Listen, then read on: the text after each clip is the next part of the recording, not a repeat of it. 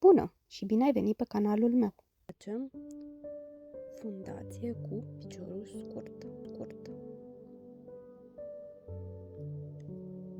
Facem nodul alunecat.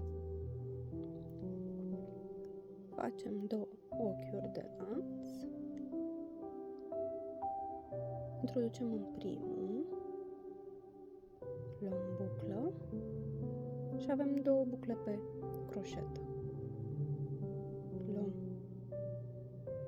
firul, tragem prin prima buclă, pe aia tragem prin amândouă.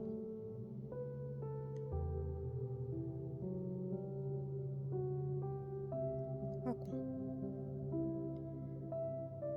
vedem aici un V, uitați. Trecem prin amândouă, prin V-ul ăsta.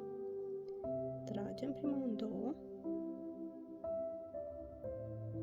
și avem 2 pe bucle pe croșetă. Tragem din primul, tragem prin amândouă și continuăm.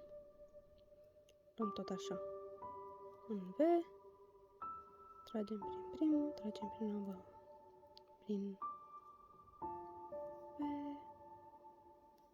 tragem din prima, tragem în a doua, prin V, tragem prin prima, tragem prin a doua. Și așa continuăm.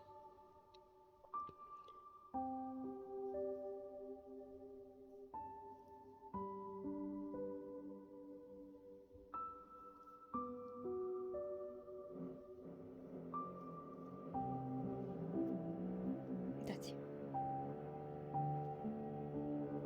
Acesta e. Vă mulțumesc că l-ați vizionat.